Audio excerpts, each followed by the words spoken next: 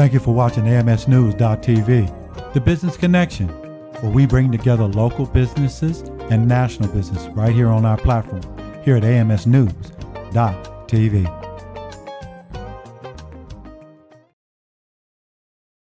Hi, I'm John Harkless, host of Full Frontal Nerdity here on AMSnews.tv, and I have an actual inventor that I'm really excited to have here, Mr. Green. Yes. And what I'd like to do is have you just talk a bit about the invention you have and some of the technology behind it and some of the science ideas there. Okay, basically it's a solar space heater that's compact, lightweight, and can be mounted in a window. The technology involved is heat transfer, thermodynamics, is to facilitate acquisition of heat from the sun, you must trap it. And in order to do that, you have two layers of glass. I'm using a parabola as a holding area, like an enclosure. And in the focal point, I have rolled copper, and I have a coil that contains oil to absorb the heat. And once you acquire the heat, you want to be able to use it. I have fans that is centered in this particular mountable unit that brings in ambient air from a room. For example, 65 degrees of air going in. The fan pushes out heated processed air acquired from the apparatus. Typically, these heat rises is in the area of 110 to 120, 130 degrees air going into the living space. Okay. So for the people who are really curious about how all of this works that are watching this, there are a number of concepts that you've put out there. So let's start with the really big one, thermodynamics. Right. Big fancy word, but if we break it into its pieces, it's essentially talking about how heat moves. That's right. It's very simple. Heated air moves toward cold air. If you can have an apparatus that can control that and you can generate a way to use it to your advantage, that's an example of thermodynamics and movement of heat. Okay.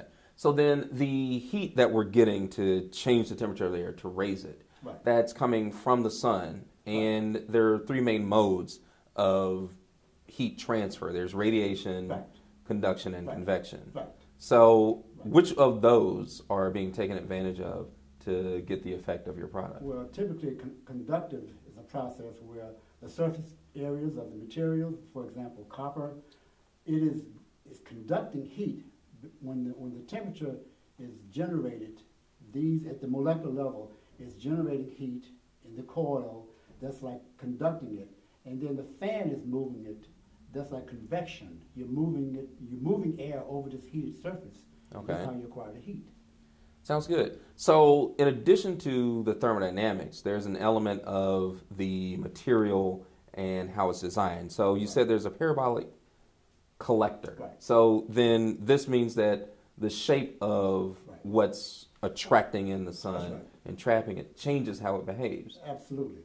Parabolas, at least mine, is a trough type. You know, it's on a horizontal plane where there's a focal point. When the sun goes through the glass, energy goes through the glass, it hits this mirrored surface and it's amplified. And the focal area is where the heat is acquired, and this induces the advantage of generating heat. So it's a similar premise to your household solar panels. Well, the household solar panels are flat. Right. Right. So your parabola is more of a U shape. That's right. And then in that center of the U shape, That's you right, have your coil right, and your connectors. That's right. Okay. Absolutely. So then for people who are curious about how that's going to work, does it matter what's in the center of that U shape? What's right, important about that? Well, it matters to what type of materials that you want to use in terms of U value and R value. When you're trying to move heat, you want to be able to like acquire the heat, position it, and move it out. It's almost like generating harvesting heat. I use the word to harvest it. Okay.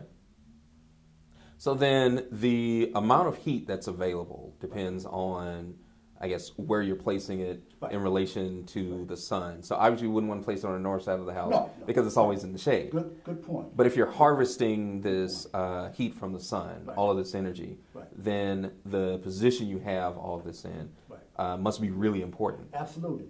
I want to also talk for a moment about orientation, solar orientation. The optimum is 180, but most homes are not all 180.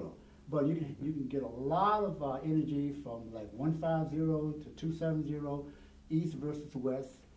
But you also get a lot of afternoon sun and a lot of morning sun. So you can use 3 units to get east, south, and west acquisition of heat. Ah, that's fantastic. So then, as we have to close up, I'd like to thank you for coming and thank everyone for paying attention. And one last question. Yes. For those who are curious, how do they find out more about the science behind this great invention of yours? Okay, well, I have a phone number, 401-489-6765, and I have an email, which is btuinsight@gmail.com. Fantastic. Thanks for being on the show. Thank you, my pleasure. Thanks for the interview.